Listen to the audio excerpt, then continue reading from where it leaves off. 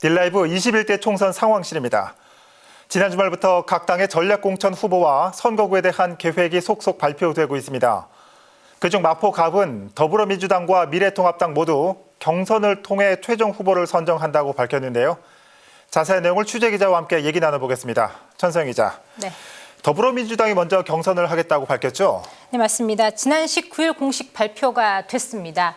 더불어민주당이 마포갑을 경선 지역으로 선정하고 경선 후보자까지 발표를 했습니다. 네. 당초 예비 후보자로 3명이 나와 있었는데 1명이 컷오프가 됐고 2인 경선이 치러지게 됐습니다. 자, 경선을 치를 당사자 노웅래 현 의원과 김빈 전 청와대 행정관입니다. 중진의 현역 의원과 청와대 출신의 여성 청년 후보 간 격돌입니다. 두 후보 모두 만나봤는데요. 본선만큼의 열을 올리며 경선을 준비하고 있었습니다. 예, 현역 의원 대 청와대 출신 간의 맞대결. 이 둘이 내세우는 강점이 서로 다를 것 같습니다.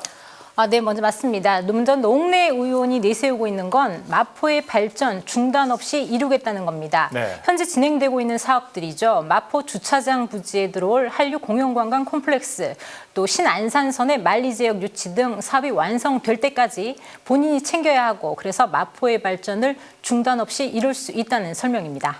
마포의 변화를 이제는 완성하기 위해서는 마포를 잘 아는 준비된 사람이 필요한 거고요. 또 일 잘하는 사람이 필요합니다. 그렇다고 그런다면 확실한 일꾼, 그게 누구냐. 그래서 선택해 주시면 확실하게 마포 변화 완성하겠습니다.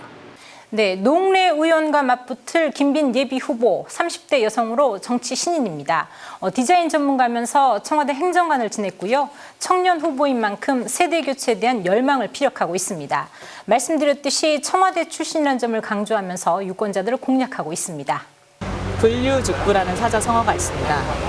물은 흘러야만 합니다. 정치도 흘러야 하고 시대도 흘러야 하죠. 그렇기 때문에 기득권 정치, 낡은 정치를 젊은 정치로 바꾸는 데에는 김빈이 해야 되겠다.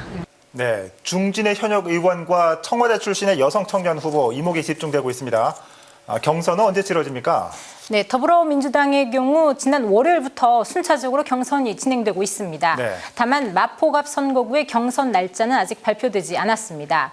두 후보 캠프에서는 이번 주말이나 혹은 다음 주 초 정도에 경선이 치러지지 않을까 조심스럽게 예상하고 있는 상태입니다. 경선 방식은 ARS 자동응답 여론조사로 진행되고요.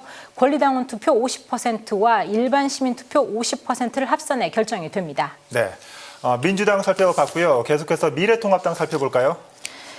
네, 미래통합당의 선거 시계 역시 빠르게 돌아가고 있습니다. 예. 지난 19일 당이 먼저 마포갑 선거구에 대해 경선을 실시하겠다고 밝혔습니다. 이때까지만도 예비 후보자가 3명이었기 때문에 3인 경선인가 싶었는데요. 역시 1명이 컷오프가 됐습니다. 네.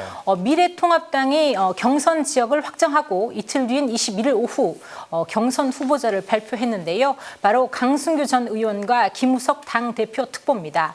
두 후보 모두 본선 진출을 위해 열을 올리면서 유권자들을 만나고 있는 상태입니다. 네, 역시 전 의원과 정치 신인 간의 맞대결이네요. 네, 맞습니다. 먼저 강승규 전 의원은 18대 국회의원을 지냈습니다. 이후로도 지역 당협위원장과 소시당 홍보위원장을 맡는 등 지역은 물론이고 시당 차원에서도 꾸준한 활동을 해오고 있는데요. 일을 해봤기 때문에 일을 더 잘할 수 있다고 포부를 밝히고 있습니다. 일을 해봤고 일을 통해서 주민들에게, 국민들에게 또 그 조직에 저는 일정 정도 상당한 성과를 냈습니다.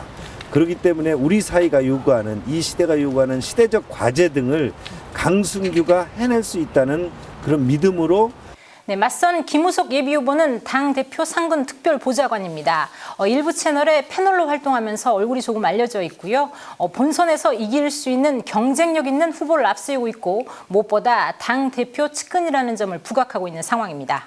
우리가 실질적으로 극복해야 할 상대를 생각을 하는 거죠. 그래서 지금 마포 같은 경우는 50년 세습패권이란 말이에요. 이걸 어쨌든 극복해야 하는 거고 이런 부분들을 우리가 힘을 모아가지고 막아내자라고 하는 생각을 가지고 있기 때문에 네, 미래통합당 역시 경선이 흥미롭습니다.